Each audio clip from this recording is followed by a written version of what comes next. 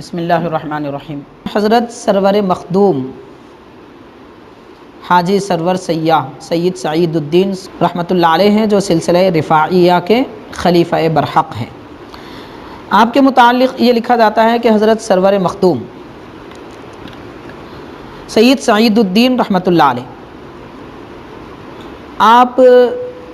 عراق وغیرہ کے علاقے سے ملک ہندوستان تشریف لائے، اور جس وقت آپ ملک ہندوستان تشریف لائے پہلے دہلی تشریف لائے۔ دہلی جب آئے تو وہ زمانہ حضرت نظام الدین اولیاء محبوب الہی رحمۃ اللہ علیہ کا تھا۔ تو حضرت نظام الدین اولیاء محبوب الہی رحمۃ اللہ علیہ حضرت فرید الدین فاروقی گنج شکر رحمۃ اللہ علیہ کے مرید اور خلیفہ ہیں، اور حضرت سرور مخدوم سید سعید الدین رفاعی رحمۃ اللہ علیہ فرید الدین رحمۃ اللہ علیہ کے نواسے ہیں۔ لیکن آپ کا پدری سلسلہ یعنی والد گرامی سے جو آپ کا سلسلہ پہنچتا ہے، تو وہ سلسلہ حضرت سیدنا امام حسین رضی اللہ تعالیٰ عنہ کے واسطے سے حضرت سیدنا علی مرتضیٰ رضی اللہ تعالیٰ عنہ تک پہنچتا ہے۔ آپ سادات حسینی میں سے ہیں۔ شجرہ نسب 25 واسطوں سے سیدنا علی مرتضیٰ رضی اللہ تعالیٰ عنہ سے ملتا ہے، اور آپ کا مادری نسب یعنی والدہ محترمہ کی طرف سے ایک واسطے سے حضرت فرید الدین گنج شکر رحمۃ اللہ علیہ سے ملتا ہے، یعنی آپ حضرت گنج شکر رحمۃ اللہ علیہ کے راست نواسے ہیں۔ اور آپ کا گویا کہ حضرت سرور مخدوم رحمۃ اللہ علیہ پدری نسب کے اعتبار سے حسینی ہیں، تو مادری نسب سے فاروقی ہیں۔ چنانچہ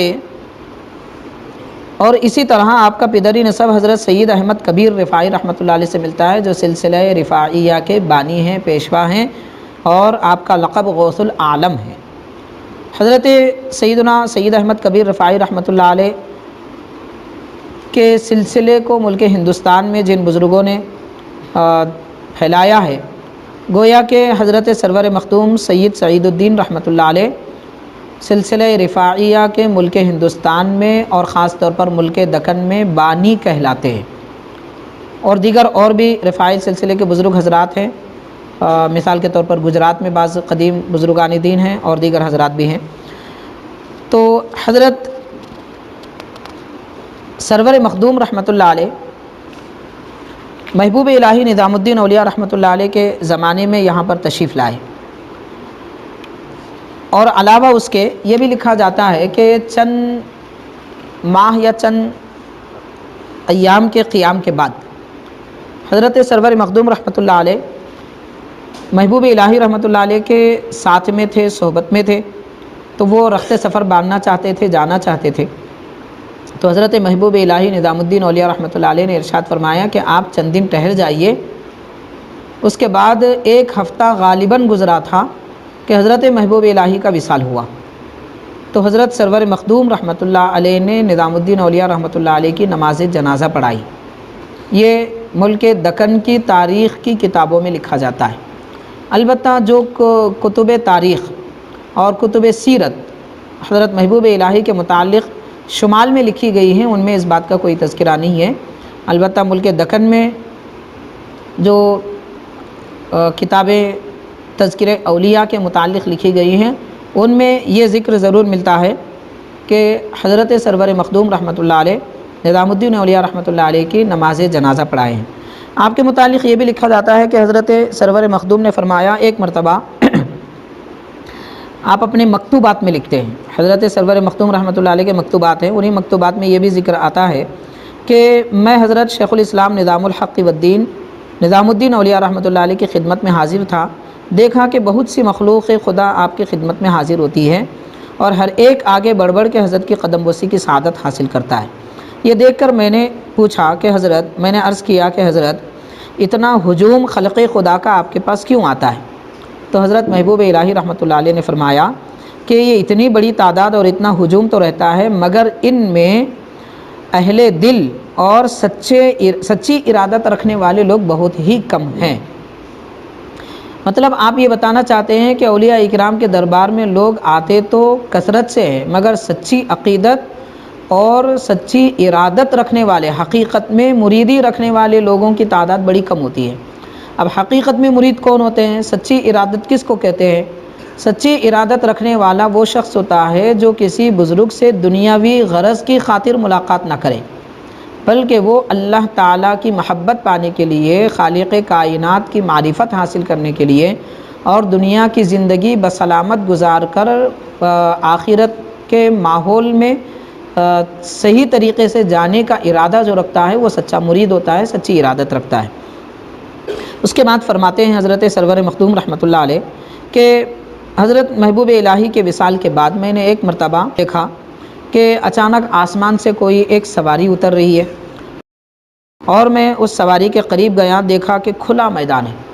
اور اس کھلے میدان میں یہ سواری آہستہ اتری۔ میں قریب گیا تو دیکھا حضرت محبوب الہی نظام الدین اولیاء رحمۃ اللہ علیہ اس میں موجود ہیں، اور انہوں نے فرمایا کہ مجھے ہاتھ پکڑ کر نیچے اتارو۔ تو چنانچہ میں نے آپ کا ہاتھ پکڑ کر سواری سے جب نیچے اتارا تو آپ نے کچھ باتیں فرمائی، کچھ نصیحتیں فرمائی، اور اس کے بعد یہ ارشاد فرمایا کہ آپ فرماتے ہیں محبوب الہی رحمۃ اللہ علیہ نے جیسے مجھے پیچھے دیکھنے کے لیے کہا، میں پلٹ کر دیکھا تو ایک عالیشان بہترین مکان تھا، اور وہ مقفل تھا، قفل شدہ تھا۔ آپ نے چابیاں مجھے عطا فرمائی اور فرمایا کہ اس کو کھولو۔ جب میں نے کھول کر دیکھا، فرماتے ہیں حضرت سرور مخدوم رحمۃ اللہ علیہ کہ میں نے دیکھا کہ چھوٹی چھوٹی دیگیں ایک کے اوپر ایک رکھی ہوئی ہیں، اور پھر میں نے پلٹ کر دیکھا تو حضرت نے فرمایا قریب جا کر دیکھو۔ میں نے کھول کر دیکھا تو سب دیگیں خالی تھی۔ پھر آپ نے اسے مقفل کرنے کے لیے کہا، میں نے بند کر دیا، چابیاں آپ کے حوالے کی۔ پھر آپ نے فرمایا اب ہم رخصت جاتے ہیں۔ چنانچہ رخصت ہو کر جب آپ آسمان کی طرف آپ کی سواری اڑنے لگی تو دیکھا کہ میں نے ایک ہجوم ہے جو آپ کی سواری سے لٹک رہا ہے، اور وہ سواری آہستہ آہستہ اوپر جا رہی ہے۔ جیسے جیسے سواری آسمان کی طرف بڑھتی ہے ویسے ویسے لوگ نیچے گرتے جاتے ہیں۔ بہت کم لوگ تھے جو اوپر کی جانب آپ کے ساتھ پہنچے۔ تو حضرت سرور مخدوم رحمۃ اللہ علیہ یہ سارا واقعہ بیان کر کے، یہ ساری بات بیان کر کے یہ ارشاد فرماتے ہیں کہ میں اس سے نتیجہ یہ اخذ کیا، اور یہ بات میں نے اس سے نکالی کہ فرمایا جو لوگ اہل ارادت اور کامل اشخاص تھے وہ شیخ کی سواری کے ساتھ اوپر چلتے گئے، اور وہی لوگ رہ گئے جو خالی دیگچیوں کی طرح جمع میں تھے۔ یعنی جو دیگ بنائی گئی تھی، جو موجود تھی ایک گھر میں، اور وہ ساری دیگیں ان آدمیوں کی جیسی تھی۔ مثال آپ بتانا چاہتے تھے کہ یہ جو خالی دیگیں رکھی ہوئی ہیں، دراصل یہ مثال ہے ان لوگوں کی جو بزرگوں کی صحبت میں رہتے ہیں مگر ان سے کوئی فیض حاصل نہیں کر پاتے۔ تو یہ کھول کر بتا کر جو بات آپ نے زندگی میں فرمائی تھی آپ کے وصال کے بعد میں اسے کشف کے ذریعے مجھے سمجھا دیا،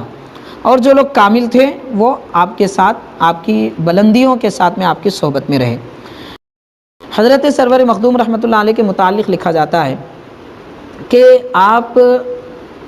13 حج پیدل فرمائے ہیں۔ اب یہ 13 حج جو پیدل ہے وہ ہو سکتا ہے ملک عراق سے ہو یا پھر دکن کی سرزمین سے ہو، دونوں بھی ممکن ہے۔ تو بہرحال 13 حج آپ نے پیدل فرمائے ہیں، اور آپ ایک اسلامی فوج کے ساتھ میں قندھار تشریف لائے، اور جس سپہ سالار بزرگ کے ساتھ تشریف لائے آپ اور آپ کے والد محترم، آپ کے والد محترم کے ساتھ میں آپ تشریف لائے تھے، اور جس سپہ سالار بزرگ کے ساتھ تشریف لائے تھے اسلامی فوج کے ساتھ میں، تو وہ بھی قندھار آئے۔ قندھار آنے سے پہلے خلدآباد وغیرہ میں آپ نے قیام کیا، اور اس وقت حضرت بندہ نواز گیسو دراز رحمۃ اللہ علیہ خلدآباد میں موجود تھے، اور آپ کی عمر شریف غالباً 4 یا 6 سال کے لگ بھگ تھی۔ حضرت بندہ نواز رحمۃ اللہ علیہ دہلی سے ادھر تشریف لائے تھے، اور اسی زمانے میں حضرت سرور مختوم رحمۃ اللہ علیہ بھی ادھر تشریف لائے تھے۔ پھر وہاں سے آپ نے قندھار شریف کا رخ کیا، اور وہاں جو دشمنان دین کی حکومت تھی ان سے آپ نے لڑائی کی، جہاد کیا، پھر قلعہ آپ کا فتح ہوا، اس کے بعد آپ نے اسی جگہ قیام فرما ہوئے۔ لکھا جاتا ہے کہ آپ کے کاوشوں کی بنیاد پر ادھر کے علاقے میں اسلام کی رونق بڑھی، اور اہل اسلام جوق جوق آپ اسلام میں داخل ہونے لگے، کفر و شرک اور بت پرستی کرنے والے اہل اسلام ہونے لگے۔ چنانچہ حضرت سرور مخدوم رحمۃ اللہ علیہ کی روحانی قوت اور کیفیت کا عالم یہ تھا کہ اس زمانے میں بڑے بڑے شیاطین اور اجنہ جو وہاں دین اسلام سے اہل اسلام کو روکا کرتے تھے، حضرت سرور مخدوم کا نام سنتے تو زمینوں میں دھس جایا کرتے تھے۔ یہ بات خاص طور پر حضرت شیخ الاسلام بانی جامع نظامیہ رحمۃ اللہ علیہ کے والد محترم حضرت شجاع الدین فاروقی رحمۃ اللہ علیہ کے نانا حضرت رفیع الدین قندھاری فاروقی رحمۃ اللہ علیہ نے اپنی کتاب انوار قندھار میں لکھی ہے۔ چنانچہ آپ نے یہ تحریر فرمایا اور دیگر آپ کی حضرت سرور مخدوم کی سیرت کی دیگر کتابوں میں بھی ملتا ہے کہ حضرت رفیع الدین قندھاری رحمۃ اللہ علیہ مراقبے میں جلوہ افروز تھے، مراقبے میں جلوہ افروز تھے۔ اچانک ایک مرتبہ آپ نے دیکھا کہ زمین پھٹ گئی اور ایک قوی ہیکل دیو بڑی قوت والا زمین کے اندر سے اور اس کی آواز گرجنے لگی۔ آپ مراقبے میں تھے، اچانک آنکھ کھلی اور اسے دیکھے، وہ حضرت رفیع الدین قندھاری رحمۃ اللہ علیہ۔ تو وہ کہنے لگا کہ اب یہ کس کا زمانہ ہے؟ تو حضرت نے فوراً فرمایا سرور مخدوم کا دور ہے، جبکہ سرور مخدوم کا دور نہیں تھا۔ مطلب یہ کہ آپ کا وصال صدیوں پہلے ہو چکا تھا، مگر آپ کی زبان سے یہ کلمہ جیسے نکلا وہ قوی ہیکل دیو اسی وقت پھر زمین میں دھس گیا۔ تو نام حضرت کا سننے کے بعد صدیوں پہلے جس کو آپ نے زمین میں دھسا دیا تھا پھر وہ دوبارہ اپنے ہی مکان کی طرف لوٹ گیا۔ یہ روحانی قوت حضرت سید الدین رفاعی رحمۃ اللہ علیہ کی ظاہر ہوتی ہے۔ اور یہ بھی لکھا جاتا ہے، حضرت سیدنا رفیع الدین قندھاری رحمۃ اللہ علیہ نے اپنی تصنیف میں لکھا ہے، فرماتے ہیں کہ میرے والد گرامی کو اولاد نرینہ نہیں تھی۔ آپ نے حضرت سرور مخدوم رحمۃ اللہ علیہ سے گزارش کی تھی کہ مجھے اولاد عطا فرمائیے، لڑکا عطا فرمائیے۔ چنانچہ اس ارادے سے، اس نیت سے آپ حضرت سرور مخدوم رحمۃ اللہ علیہ کی درگاہ میں آستانے میں جو مسجد ہے اس میں اعتکاف بھی بیٹھے تھے۔ تو اسی اعتکاف کے درمیان میں آپ نے کشف میں دیکھا کہ حضرت سرور مخدوم تشریف لائے ہیں اور فرما رہے ہیں کہ جائیے آپ کو ایک لڑکا تولد ہوگا اور یاد رکھنا کہ اس کا نام میرے نام سے منسوب کرنا۔ حضرت سرور مخدوم نے فرمایا۔ چنانچہ جب حضرت رفیع الدین قندھاری رحمۃ اللہ علیہ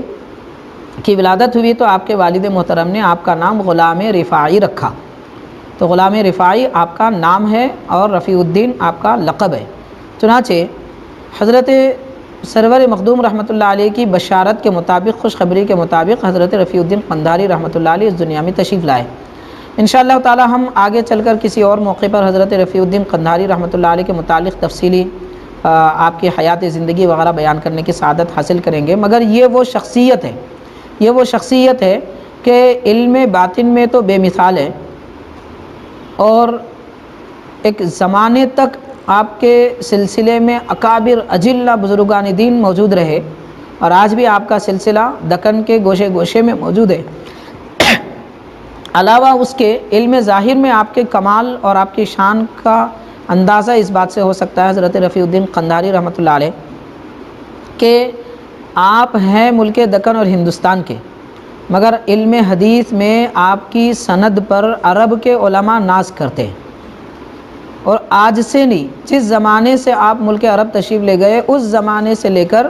آج تک کی وہ سند رکھنے والے مصر، یمن وغیرہ کے اور شام کے علماء، عرب کے علماء ناز کرتے ہیں اس سند پر، جو سند حضرت رفیع الدین قندھاری رحمۃ اللہ علیہ سے ہوتی ہوئی نبی پاک صلی اللہ علیہ وسلم تک پہنچتی ہے۔ اس کی بنیادی وجہ یہ ہے کہ اس میں سلسلے نہایت ہی کم ہیں، انتہائی قلیل اور بہت زیادہ کم سلسلے اس میں پائے جاتے ہیں، یعنی زنجیر راویوں کی بہت ہی کم ہے اس میں۔ اس کی بنیادی وجہ یہ ہے کہ حضرت رفیع الدین قندھاری رحمۃ اللہ علیہ کے صاحبزادے، آپ کی عمر بھی 100 سال سے بڑھ کے، خود حضرت رفیع الدین قندھاری رحمۃ اللہ علیہ کی عمر شریف لگ بھگ 90 سے بڑھ کر، ان کے شیخ کی عمر بھی 120 سال کے لگ بھگ، پھر ان کے شیخ کی عمر بھی اور زیادہ، تو تقریباً 500 سال میں صرف 4 بزرگ آ گئے۔ تو اس طرح سند کا سلسلہ انتہائی کم ہوا۔ اس کی وجہ سے یہ سند پر اہل عرب کے محدثین ناز کرتے ہیں، حتیٰ کہ عرب کے بڑے مشہور بزرگ ہیں مصر کے، حضرت علامہ یوسف نبہانی رحمۃ اللہ علیہ، حضرت علامہ یوسف نبہانی رحمۃ اللہ علیہ جو قریب 150 سے زیادہ تصانیف کے مؤلف ہیں اور بڑے محدث ہیں اور بڑے عالم جاں باز ہیں، تو آپ خود حضرت رفیع الدین قندھاری رحمۃ اللہ علیہ کے شاگرد ہیں علم حدیث میں، اور آپ کی سند اپنے پاس رکھتے ہیں۔ تو بہرحال حضرت رفیع الدین قندھاری رحمۃ اللہ علیہ کی ولادت حضرت سرور مخدوم رحمۃ اللہ علیہ کی بشارت پر اور آپ کے عطا سے ہوئی ہے، اور یہ بھی لکھا جاتا ہے کہ آپ کی جس وقت ولادت ہوئی وہ صبح نماز فجر کے بعد کا وقت تھا، اور تحریر کیا جاتا ہے کہ آپ کی والدہ محترمہ، دیکھیے کیسی پاک باز شخصیتیں ہیں، شیخ الاسلام بانی جامع رحمۃ اللہ علیہ کے والد گرامی کے نانا ہیں حضرت رفیع الدین قندھاری رحمۃ اللہ علیہ۔ تو آپ کے متعلق لکھا جاتا ہے کہ آپ کی والدہ محترمہ نماز فجر ادا فرمانے کے بعد تلاوت قرآن میں مصروف تھی کہ آپ کی ولادت ہوئی۔ تو جن کی ولادت ایسے موقع پہ ہوتی ہے پھر وہ کیسے باکمال بزرگ ہوں گے، اس سے ہمیں اس بات کا بخوبی اندازہ ہو سکتا ہے۔ بہرحال حضرت سید سعید الدین رفاعی رحمۃ اللہ علیہ کی شان و عظمت بڑی نرالی ہے۔ ماہ رجب کی 16ویں تاریخ کو آپ کا وصال ہوا، کا عرس مبارک ماہ رجب کی 16ویں تاریخ کو بڑے اہتمام سے منایا جاتا ہے، اور خاص بات آج بھی یہ دیکھی جاتی ہے کہ سارے مہاراشٹر کے سارے ناندیڑ ضلع کو اس دن چھٹی مل طور پر، تو اس سے اس بات کا قدر ہو جاتی ہے کہ حضرت سرور مخدوم رحمۃ اللہ علیہ کی شان کا طوطی اہل اسلام کی زبان پر ہی نہیں بولتا، بلکہ آپ کی عظمت کا سکہ موجودہ حکومت کے دلوں پر بھی پایا جاتا ہے۔ تو اللہ کے نیک بندے ایسی عظمت اور شان رکھتے ہیں، اللہ تعالیٰ ان سب بزرگوں کا ہمیں فیض عطا فرمائے۔ صلی اللہ تعالی وسلم علی خیر خلقہ سیدنا محمد وآلہ واصحابہ اجمعین، الحمدللہ رب العالمین۔